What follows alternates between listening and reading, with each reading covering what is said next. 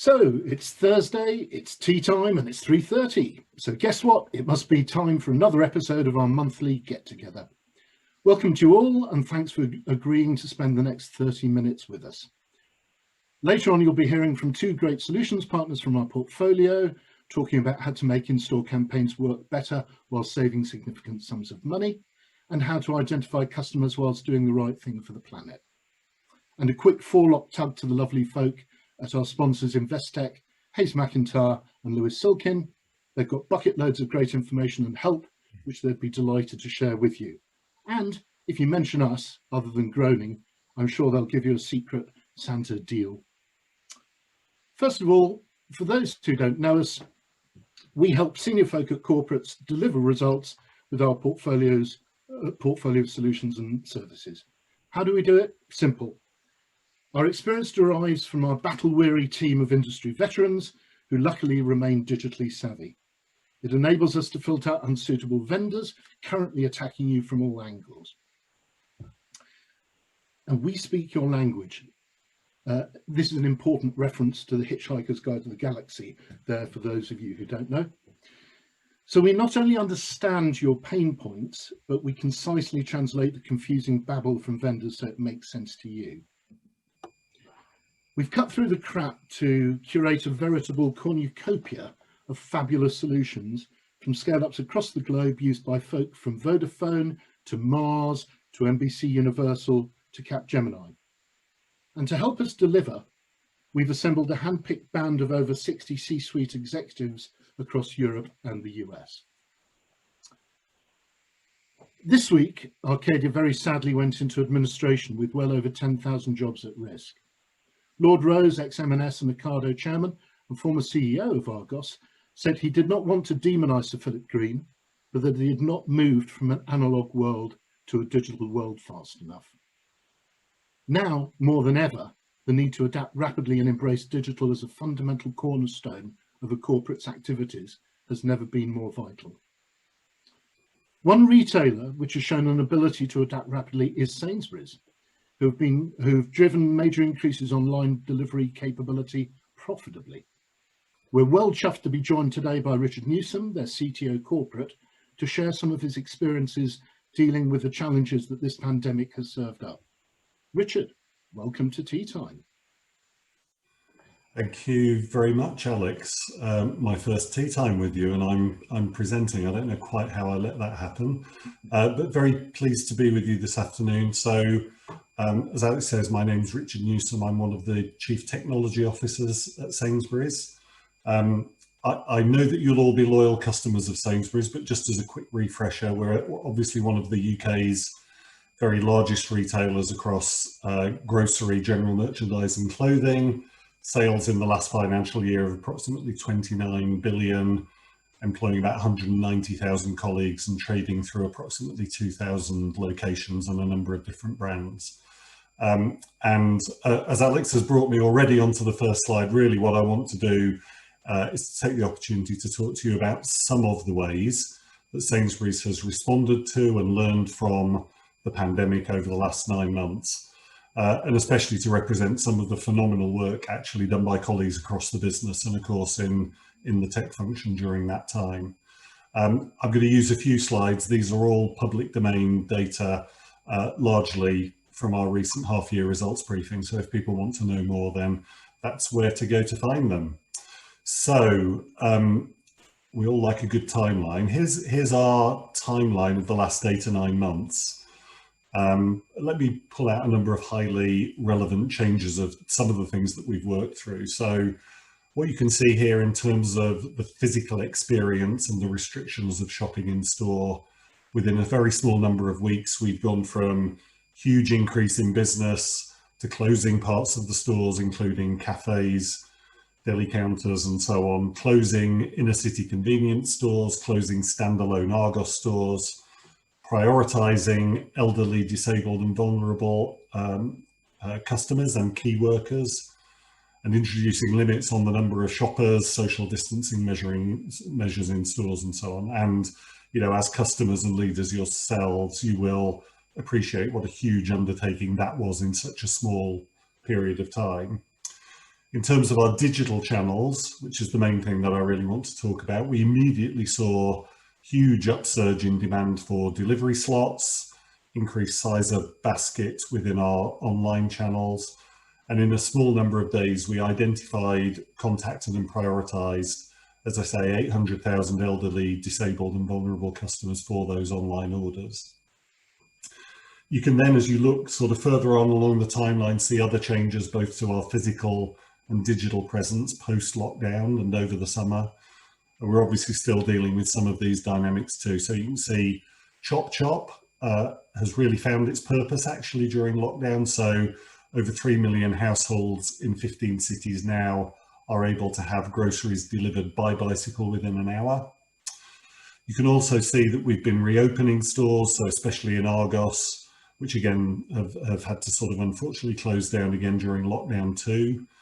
And of the convenience stores that we closed in March, 10 of those remained unopened, particularly in the inner city centres. We've continued to expand grocery online capacity. So in the first 2 months of the year, we typically would have had capacity for about 300,000 orders a week. And we're now in the very high 700,000s. And we know that that's going to continue to grow. And of course, we're now preparing ourselves for a bit of a perfect storm of coming out of lockdown, going into the new tiering system. We've just come out of Black Friday, readying ourselves for Christmas and of course, whatever Brexit brings. So that timeline sort of continues to the right-hand side of this chart. So what I want to do over the next 2 or 3 slides is give you a little bit more data on what we found from March to September especially, and talk to some top line stats from our interim results.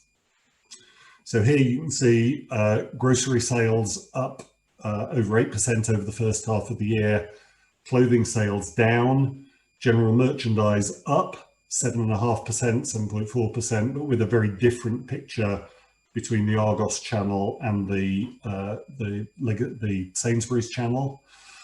And again, bear in mind that particularly the Argos channel was closed or very much operating as purely collection points during that time. Therefore, in the first half of the year, retail sales, excluding fuel, increasing to over 7% over the half. If you go on to the next slide, Alex. So particularly huge acceleration in digital sales in our grocery channel. And you can see they're up to 39% of total grocery retail sales. This is primarily through 2 channels, so grocery online, and you can see the massive increase in demand and capacity there, both home delivery actually and click and collect, which really stepped up during lockdown. Also includes the use of Smart Shop, which is our scan, pay and go proposition in stores, either using a handset or an app. We're really proud of the way that Smart Shop has scaled both operationally in stores and through the tech, and actually big shout out to the team that's been developing and iterating that product for years. So it was recently won the award for the best technology initiative of the year from the grocer. And then the final graphic here shows where that increased digital participation has come from, with more than half from customers entirely new to Sainsbury's, many of whom will have been in those elderly, disabled and vulnerable customers we identified and contacted back in March and April. And then to complete the picture around sort of digital channels in particular, as I said, Argos spent the period of lockdown as essentially a digital-only channel. It was already the country's 3rd most visited e-commerce site, so this is definitely built on strength established over several years, but gaining approximately 2 million new customers during the period of the first half of the year. And again, during that time, spent an awful lot of time as being an entirely digital channel. And then finally, you can see here clothing online, again, a channel available for over nearly 4 or 5 years now, but again has seen massive acceleration despite the general reduction in clothing sales during that period. So that gives us a sense of our timeline during COVID and particularly our sort of digital participation. If you just move on, Alex, if that's okay. What I want to do now is just share 2 or 3 slides to give you a sense of how some of these dynamics are now playing out in terms of our refresh strategy that, again, we talked about when we declared our interim results a couple of months ago. So the first is just a point in time set of data around where customers are really valuing service, value, price and convenience. This was drawn from July 2020, and a very clear recognition from research that convenience in all of its guises, whether that's to do with location or ease and speed of checkout or navigating our sites, continues to be very, very highly prized by our customers. No great surprise here. I mean, again, slightly surprising to my mind that there's clear blue water here between convenience, price and value, but we know that certainly a combination of those 3 things continues to be hugely important to our customers. If we go on to the next slide, thank you. Response to this and the fact that we've seen very significant increase in sales through our less urban stores. We've also raised our ambition to open between 25 and 30 convenience and neighbourhood stores each year over the next few years. So neighbourhood stores are broadly somewhere between a local and a supermarket, intended to be a local destination with very tailored ranges around not just food, but beauty, seasonal, general merchandise categories, often alongside an Argos presence. And then finally, just go on to the final slide. Thank you. Again, these dynamics very, very materially affecting the strategy for the Argos physical estate, the store estate, with a real acceleration away from standalone units, ultimately down to around 100 of these, into store-in-store and collection points, backed by a much more extensive network of local fulfillment centres. And the view here is that every Sainsbury's supermarket will have some form of Argos presence, either a store-in-store or a collection point going forward. So very conscious of time and very conscious that I've thrown out a lot of data there, but hopefully that's given you some sense of, really seismic changes in customer behaviour that we've seen over the last 8 months, the way that that's played out in the results that we've seen during the first half of the year, and the way that we see that continuing to play out both digitally and physically in our strategy for both Sainsbury's and Argos going forward. So with that, I will hand you back to Alex. I'm happy to, I don't know whether I get to take questions, do I, Alex? You don't take questions, but I have the luxury of just asking you one, just to sort of finish things off for this bit. I mean, do you see that consumer behaviour, or is the belief that consumer behaviour is going to remain the way it is, or do you feel that people will be drifting back to previous behaviours from the past? Yeah, I think largely the first with some of the second, and again, you can see that sort of playing out in the way that we're changing the look and feel of parts of our store estate. But I think typically the feedback that we get from customers, for example, around the use of Smart Shop is once they've used it a couple of times, and in most cases it's a very, very seamless experience. Once they've used it a couple of times, they wouldn't really think of going back to slightly more analog ways of shopping the store. So we would very much like to think that an awful lot of those changes are here to stay, and we see it as a fabulous way of us particularly playing to that wish for convenience from our customer base. Yeah, okay. Well, what I'd like to do now is actually bring in Dorian, because I think he's got some useful points to add to this about how to make the most of the store estate as well. So Dorian, could I hand over to you, please? Thank you very much, Alex, and hello everybody. My name's Dorian and I'm the Managing Director of Colateral. We're a software as a service provider that helps retailers and brands to revolutionise their omnichannel marketing processes to help improve customer experience and commercial performance. There's a problem that exists and has existed in retail for a long time, which is how to manage the marketing processes, particularly around traditionally physical store estate and the marketing activities that go on within those, and increasingly the channels that play backwards and forwards into and out of those locations. Those processes are very, very manual. They're very expensive, they're very ineffective. There's a lot of waste, error, and unnecessary cost in there.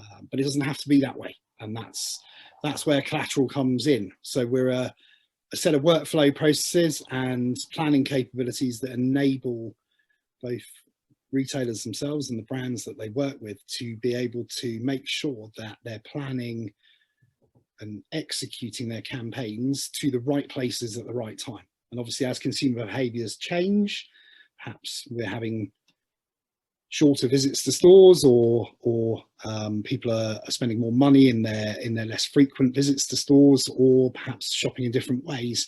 We've got the ability to be able to help to actually control what's going on in those areas and backwards and forwards.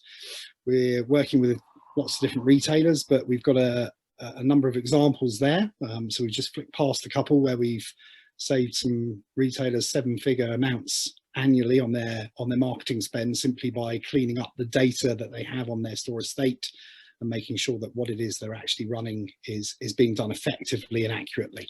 They can redistribute people, etc.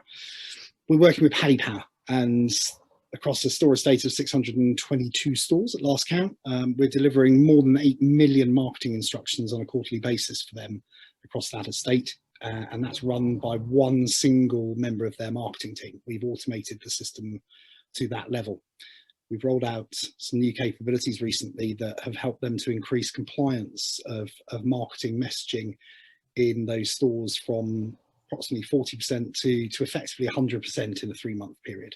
So we are absolutely bang on daily in every single store in terms of the marketing messaging and other activities that go on there too.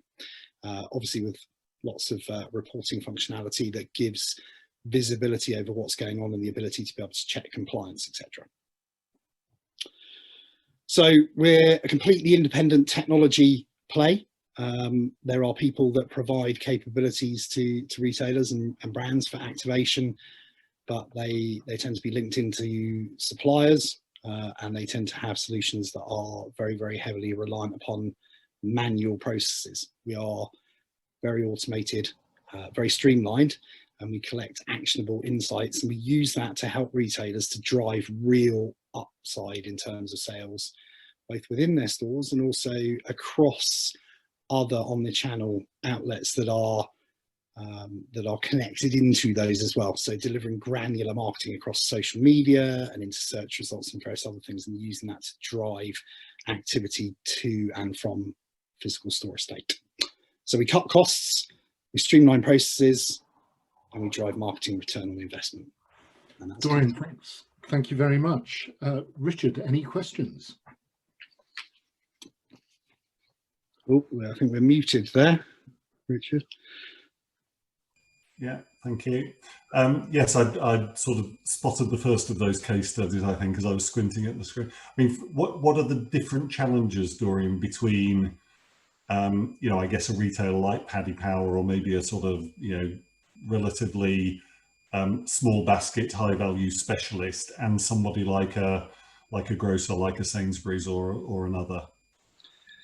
So I think it's the complexity, isn't it? And obviously I acknowledge what you're saying about the Paddy Powers of this world, where there's perhaps a vertically integrated approach or focus on things, and that's different perhaps for a grocer. But we work with a number of different retailers, and I think that as the complexity of proposition and the different departments or sub parts of an organization, perhaps different brands like Argos and Sainsbury's all under one roof exist, actually the need for control over what's happening in a store estate and also in between those different areas, I see that increasing actually also, almost exponentially, because you've got different departments, you've got different propositions, you've got different messaging, and you've got to mix in your own brand messaging alongside the commercial activity that you're undertaking with brands as well, and strike that balance and have that level of control and compliance. So the more complexity, the more the need for a product like Colateral exists,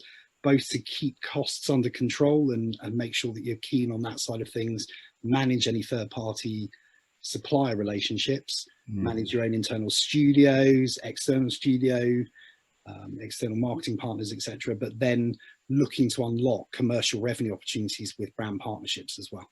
Yeah.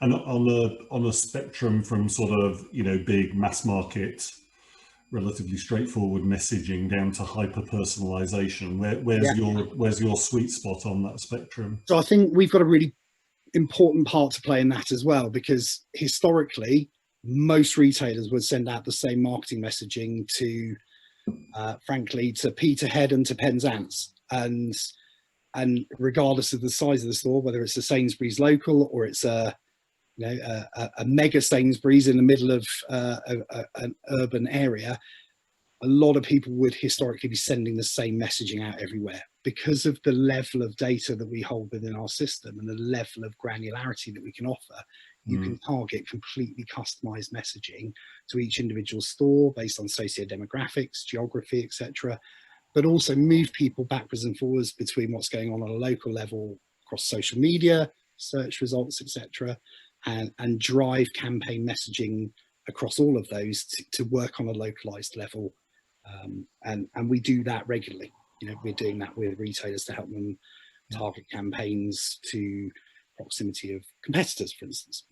Yeah. Perfect. I'm going to stop you there, and actually now's a very good time to bring in Ed from Yocuda, because Yocuda actually already works with Argos, so it'd be good, Ed, to hear from you. Tell us a little bit more about what Yocuda does. Thank you. Good afternoon. I'm the MD here at Yocuda, and Yocuda is a customer identification and preferences platform. We use digital receipts and loyalty programs to identify customers in the store. We have a suite of dashboards to monitor that data capture.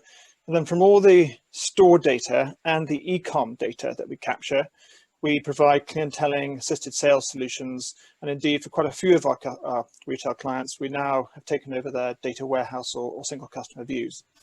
And as you can see by the stats on the right-hand side, we've had a fair degree of success in this space in the last few years. In terms of the challenges we're trying to help retailers with, the first and most important is very much about identifying customers in store, capturing emails, marketing opt-ins, growing the retailer's marketable CRM database, and helping them build out that cross-channel view of customer. The second use case is very much about the customer journey and using digital receipts as a channel to talk to customers after they've left the store. Additional benefits are obviously it helps with social distancing because you no longer have to hand over bits of paper. And indeed, it's a better customer experience from a returns perspective as you never lose your paper receipt. Legislation is coming. France is banning paper receipts over the next 2 years, and other countries like Finland, Chile, Taiwan, and in California and New York, they're all passing legislation as we speak in the same space. In terms of a communication channel, we've found digital receipts to have extraordinarily high open rates, 4 to 5 times that of marketing emails. An overwhelming majority of customers we interviewed said that they already use digital receipts or would going forward, and the trends behind this are very much around COVID, the environment, and just digitization in retail stores. And finally, these are just a number of the retailers that we are working with, from very large to much smaller ones. Ed, thank you very much. Richard, any questions? Yeah, thank you very much, Ed. Thank you for what you do for us. Very much appreciate having you as a partner. Yeah, you mentioned legislation on there. I thought you were going to say something about GDPR and the extent to which that is, I guess, impacting the service you're able to provide, and whether actually you see the legislation in that respect becoming more of a constraint going forward. So the digital receipt itself is a service email. A customer asks for it to be sent to them and gives over their email address. So that is no problem under the GDPR. You can't obviously market to that customer unless you then actually ask the follow-up question of, would you like to opt into marketing? But we are able to vary the content that's in a digital receipt and make it dynamic based upon whether a customer has opted in or not. And of course, in some regions where we're operational, like Germany, you have to have a double opt-in. So we send an email before they get their receipt saying, can you please confirm? So it's very flexible. We can change it by region, by country. And indeed, we have retailers in this country who read the GDPR very differently, and some will put a marketing message into their digital receipt, and some will strictly just say no, not unless they've opted in. Mm. And those open rates are amazing, actually, aren't they, on the digital receipt? I mean, you must see people using that as a platform within the regulatory framework to to really drive some highly personalised marketing. Very much so. Again, actually, with Argos, we're looking at doing things around product care. So we can look at a basket and see if there was a SKU, and we can see if that customer had brought a product care package for that particular SKU, maybe a TB, for example, and we can personalize their particular digital receipt by dropping an offer for extended warranty or something for that item if they haven't already purchased it. So yes, we're down to the nuts and bolts of literally the individual, their purchase history, what's in the basket, what season is it of the year, etc. Yes, it's very personalized. That's great. Very good, thank you. Thank you very much. Perfect. Okay, well, in that case, all it remains for me to say is thank you so much to Richard for joining us today. We've heard about the fundamental shifts in shopper behaviour and how the convenience imperative has had a major impact on their format and location strategies. We then heard from Colateral about how their solution drives in-store marketing ROI by streamlining processes and ensuring campaign compliance. And then finally from Yocuda on how capturing in-store data allows retailers to recognise many millions more of their customers, thus driving loyalty and engagement and being kinder to the planet. If you missed any of our previous sessions and would like to access a recording, please just let us know. Otherwise, please make a note in your diaries for Thursday, the 28th of January, when Tea Time will actually be renamed on a one-off basis Coffee Time, as we're going to be joined by the Global Head of Innovation and Marketing at Nespresso, plus 2 other solutions partners. As ever, to get in touch with us, it's bingo@greyhairworks.com. Thank you, as always, to Investec, Lewis Silkin and Hayes McIntyre. And as well as our speakers, obviously, thank you to you, our audience. We love having you on board and look forward to catching up with you at our January session. Everyone else, thank you so much, and catch up with you all soon.